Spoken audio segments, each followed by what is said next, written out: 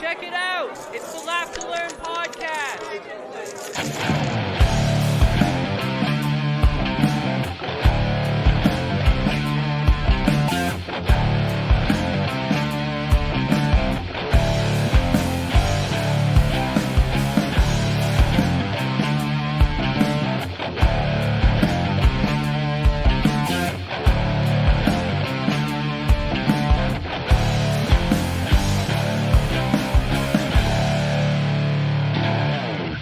What is going on, everyone? Welcome to the Laugh to Learn podcast, your weekly source for a fun spin on all the news you need to know about, or perhaps this week, the news you don't need to hear about, because this is more of a fun one.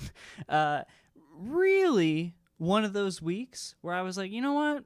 I don't feel like talking about war. I don't feel like talking about dying people. I want to talk about fun stuff. So I went out and found some fun things that we can talk about. If it's your first time here, welcome to the podcast. Thank you for checking it out. If you're coming back, welcome back to the podcast. If you haven't done so already, you can hit the subscribe button on any platform you're listening to. Check out the show each and every Wednesday afternoon, 1 p.m. Eastern Standard Time. If I didn't say so already, my name is Jacob Paveo, and I come to you from the Great White North. I think I did say it, but I don't know. That being said, one and or two times, this week we got to talk about the conflict between Canada and Denmark that has now ceased. It has been settled. War is not going to break out between Greenland and Canada. Thankfully, we were all at the edge of our seats worried about that. There's also some big changes to the Canadian COVID restriction and travel rules specifically, and we will get to that. But first, we're going to have a funeral of sorts to go over, and I'll get to that in just a second. If you want to contact me at any time, you can find me on social media using the links in the description below. Or, of course, you could use the contact page over at www.laughtolearnpodcast.com. Share the podcast with your friends. You guys know the deal. Leave ratings, blah, blah, blah. You know, it's not your first podcast. And if it is, my God, good for you. I don't know how you stumbled upon me first, but good for you. I don't know how you made it this long without stumbling across a podcast, but yeah, your life is about to change. For better or worse, I don't know. I can't answer that question. I would say for the better, because I can't imagine, like podcasting, not podcasting, but podcasts themselves are, I mean, that's one of my main sources of entertainment now, one of the main media sources today. So anyways, on to the funeral that I was mentioning earlier. If you were born before, I'd say, the year 2000, you have probably at some point in time clicked on Internet Explorer. Well, you probably haven't clicked on Internet Explorer since like 2006, but as of literally the day this posts, June 15th, RIP, rest in paradise to Internet Explorer. This is a story from CBC Business through the Associated Press, and it reads, quote, "Browser once had 90% share of the market. Internet Explorer is finally headed out to pasture. As of Wednesday, Microsoft will no longer support the once dominant browser that legions of web surfers loved to hate, and a few still claim to adore. The 27-year-old application now joins BlackBerry phones, dial-up modems, and Palm Pilots in the dustbin of tech history." BlackBerry still makes phones, by the way. IE's demise was not a surprise. A year ago, Microsoft said it was putting an end to Internet Explorer as of June 15th, 2022, pushing users to the Edge browser, which launched in 2015. So if you buy a PC, it comes with Edge now. To be honest, it's still like the automated browser on my PC that I use for the podcasting and whatnot and editing and all that. But just because I never went into the settings and changed the automatic browser. So like, you know, when you're in an app and it's like the little help button and you click it and it opens your automated browser. Well, for me, it opens Edge. That's the only time I ever look at it, because otherwise, of course, for me, it's Google Chrome. But that being said, I will continue with the article, which reads, quote, "Not only is Microsoft Edge a faster..." Oh, I'm not reading no advertisement for Don't use Microsoft Edge. Use Google Chrome. I mean, use Firefox if you have to. Use anything else. But further down it reads, users marked explorers passing on Twitter, with some referring to it as a, quote, bug-ridden, insecure piece of shit, end quote, or, quote, the top browser for installing other browsers. That is so true.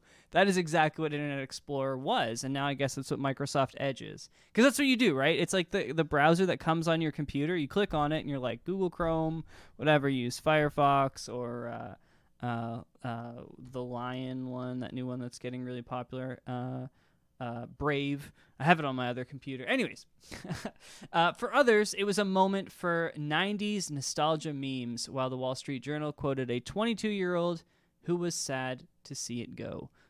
I don't know why you would quote a 22-year-old who was sad to see Internet Explorer go, but nonetheless. Microsoft released the first version of Explorer in 95.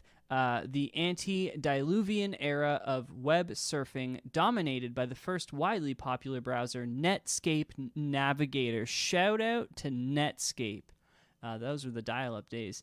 Its launch signaled the beginning of the end of Navigator. Microsoft went on to tie Internet Explorer and its ubiquitous Windows operating system together so tightly that many people simply used it by default instead of Navigator.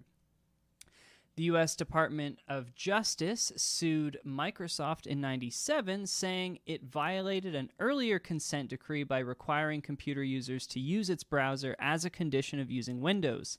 It eventually agreed to settle the antitrust battle in 2002 over its use of Windows monopoly to squash competitors. It also tangled with European regulators, who said tying Internet Explorer to Windows gave it an unfair advantage over rivals such as Mozilla's Firefox, Opera, and Google's Chrome. Chrome did not exist back then. Did Firefox exist in 2002? The first time I saw Firefox was maybe 2004, so it probably existed in some capacity in 2002. Users, meanwhile, complained that Internet Explorer was slow, prone to crashing, and vulnerable to hacks. Internet Explorer's market share, which in the early 2000s was over 90%, began to fade as users found more appealing alternatives. Today, the Chrome browser dominates with roughly 65% share of worldwide browser market use, followed by Apple's Safari, oh my god, with 19%, according to the internet analytics company StatCounter. Internet Explorer's Edge lags with about 4%, just ahead of Firefox. Firefox was my browser for years. Shout out to Firefox. But that is the lead story for today. Internet Explorer is done. You cannot access it anymore. It is not live. You cannot find it. They are pushing people over to Microsoft Edge. And to be honest with you, I've looked at Edge. Anytime like a new browser like new browsers come out all the time, but one that might actually be half decent, I'll look into. But Edge is just, man, it's just not the same. Like, you got to pick a browser and stick with it. You know, you have all of your bookmarks and all that stuff. So I'm now stuck on Google Chrome for the most part. You know, I have multiple computers that I use between, you know, the ones I have at home and then work and everything. So it's just easier, one account, and I can access all my bookmarks from anywhere. And, you know, I have other like a work email account that has the bookmarks I need for work, and it's just so much easier to use like Google Cloud software for storing and sending files to yourself, all built right into the browser. It's just on a whole other level. Microsoft Edge has nothing on it, and certainly Internet Explorer had nothing on it. But it's funny because anyone who was on the internet, late 90s, early 2000s, we got a computer because at the time my dad needed one for work. in 97. And like we had AOL dial-up with Internet Explorer on it. And it was like, that's when I started, using a computer outside of like at school. Like we had like literally computer time that we were allowed, each student was allowed to go and use the computer, and they were in the library at the time. Like there were no computers in the class. There were like 4 or 5 computers in the library or whatever. But yeah, back then it was just Internet Explorer was what you had to use. It was like, that was it. There was no conversation. I'm sure maybe if I was older, like there were obviously other browsers that were out there. I know for sure Opera was out and about at that time. And, people were probably using them, but Internet Explorer was just the go-to. Back in the day of pop-ups, you remember that shit? Holy hell, you'd have to sit there holding escape to just close like 1,000 pop-ups because there were no pop-up blockers back in the day. That wasn't a thing. Anyways, I wanted to bring that up first because it's a crazy nostalgia thing. It's one of those, like, I never really thought that Explorer was, I didn't think it was still a thing, but it's funny because a few weeks ago, actually, someone mentioned that they were using Internet Explorer, but they got a pop-up they would have to stop using it soon. And I was actually like, oh my God, like, I didn't know you could even still use it. So as of today now, you can't. So pour one out for the homie. Rest in peace, Internet Explorer. Hopefully one day, I won't even say that. No, Microsoft, stop making browsers. Just make us cool software, because we have good enough browsers. We don't need more. Moving on to the second story of today, all about the COVID travel restrictions for Canadian travelers. So, the big question: what's changing and what's staying in place? And this is, again, this is new. I don't think we've done a CTV story in a while, but this is a story from CTV News, the actual news division. And I will add on to this first that over the past week here in Ontario, there's been a lot of mask mandate changes and a lot of confusion. I'm not going to cover it here because it's very nuanced. It's like certain hospitals have certain rules, and when it comes to public transport, you don't have to wear a mask anymore. But then like there's certain types of senior homes and long-term care homes and like whatever like mental health residents. They divided everything up, and they were like, if you fall into this category, you do wear a mask. This category, you don't. So it's way too much for me to get through. And to be honest, I don't even care to learn it because it doesn't affect me at all. But ultimately, there's been so many changes suddenly around COVID regulations here in Ontario and in Canada at large. And this is now the big one. So many people have been upset about the travel restrictions for vaccinated people. So let's get into it. Let's hear what's happening. Again, this is a story from CTV News written by Tom Yun. And he says, quote, amid mounting pressure on the Canadian government to address long delays and wait times at airports, federal ministers have announced further easing of some COVID-19 travel restrictions. But while the feds are lifting vaccine requirements for some travelers, other health measures at the border remain in place. Here's a guide to the current rules and travel, as well as what's changing. Currently, all travelers are required to show proof of being fully vaccinated before entering Canada by air, land, and water. But starting on June 20th, the government will drop the requirement that domestic and outbound international travelers be fully vaccinated against COVID-19. Foreign nationals coming to Canada will still be required to vaccinate under the new rules unless they meet a criteria for exemption. If you're traveling internationally, be sure to check the rules of your destination before you travel. While the Transport Canada rules on vaccine mandates are expected to be lifted, some countries, such as the US and Australia, still require foreign tourists to present proof of vaccination. Vaccine mandates also remain in place for passengers and crew traveling on cruise ships. Unvaccinated Canadian citizens and permanent residents returning to Canada are still subject to quarantine and testing requirements. If you're an unvaccinated traveler returning to Canada, you're required to provide proof of a negative molecular test, such as a PCR, taken within 72 hours of your scheduled flight or land entry into Canada.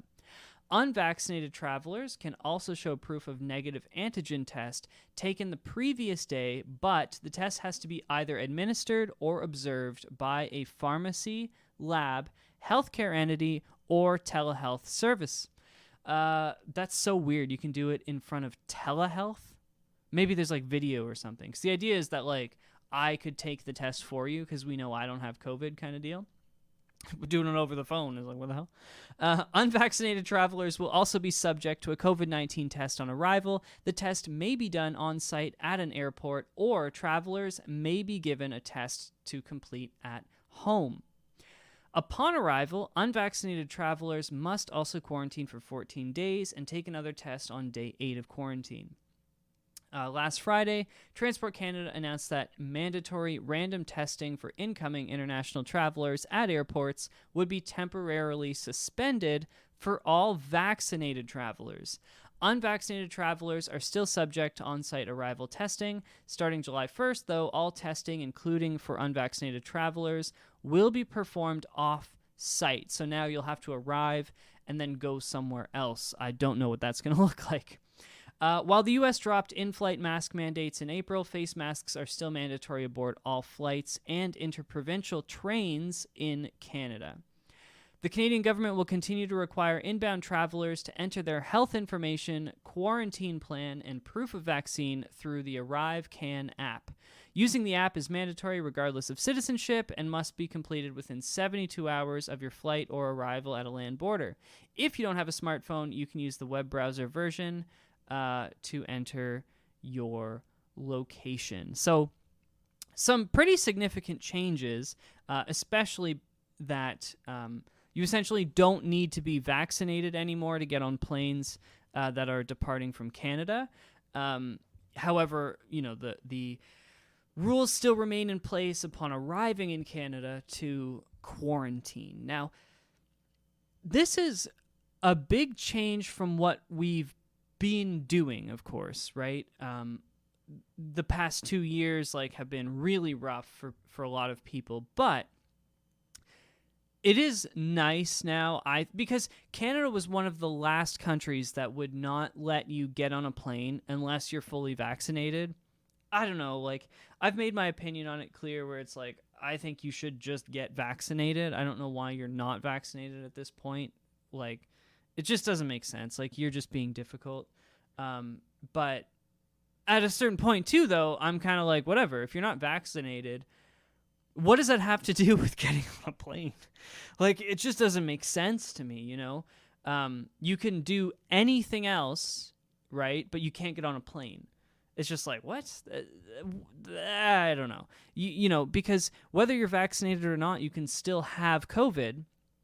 And that's why, unvaccinated people, we're testing them for COVID, but we're not testing vaccinated people, as if a vaccinated person can't also bring COVID into the country. So I think all of this just scientifically should be stopped. It doesn't make sense to do any of this. So hopefully that's where we're headed. It seems like that's where we're headed. It's just we're taking a much longer road to get there than I think we ought to have taken. Which is somewhat unfortunate, really. But now at least, you know, everyone, except if you're going on a cruise, but who wants to go on a cruise? Otherwise, you don't have to be vaccinated to travel from Canada, of course. And traveling to Canada, there's still some significant delays as far as the need to quarantine and whatnot, but you are now able to do so. But as mentioned, the United States and Australia both still require proof of vaccine. However, all of Europe and all, most of the world does not. So basically, you are free to travel anywhere you want from Canada now, which is a nice and I think a welcome change.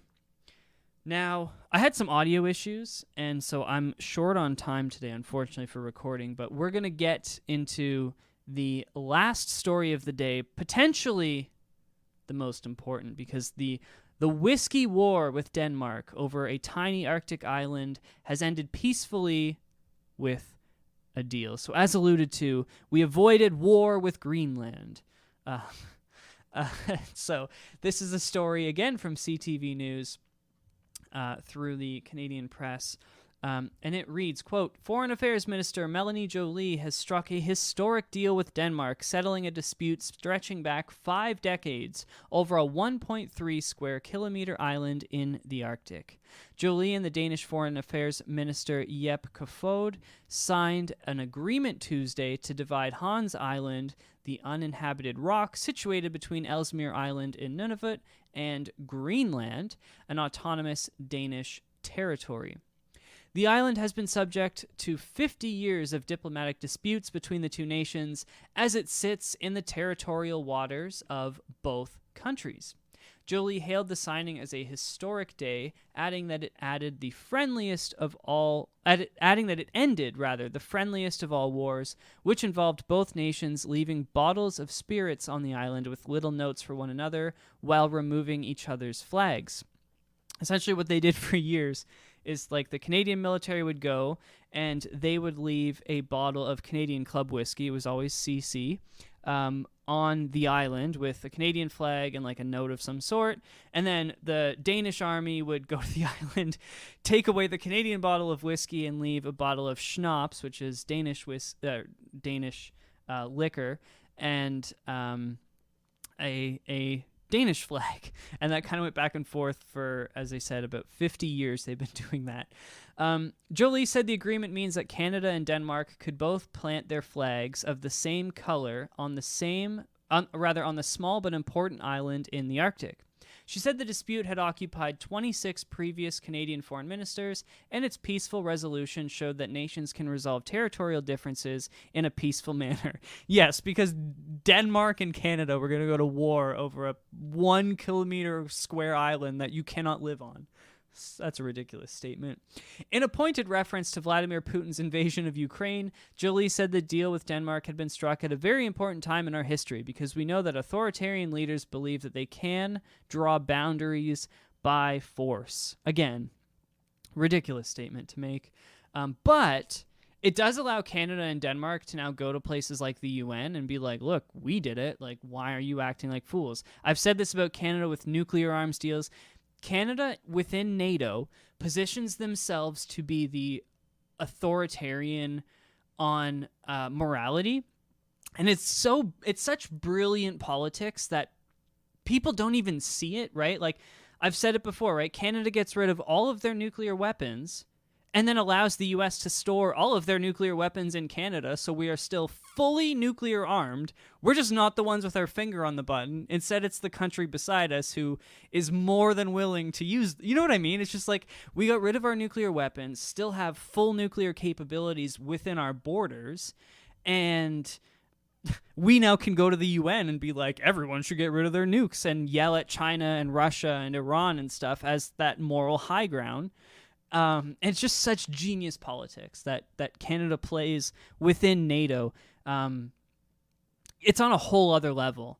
And yeah, I'm surprised people don't really discuss it. So I like to. But anyways, the story continues.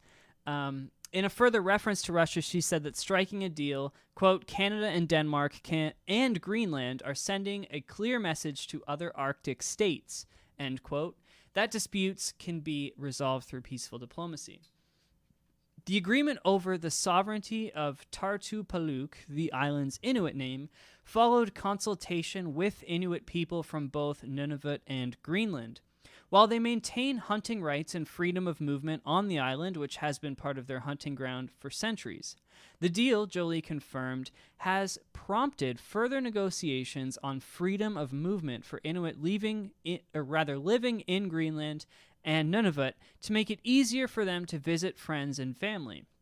The Prime Minister of Greenland, who also signed the deal, said, quote, the boundary on Tartupaluk will signal the beginning of a closer partnership and cooperation between us in areas of shared interest and of particular benefit to Inuit, end quote.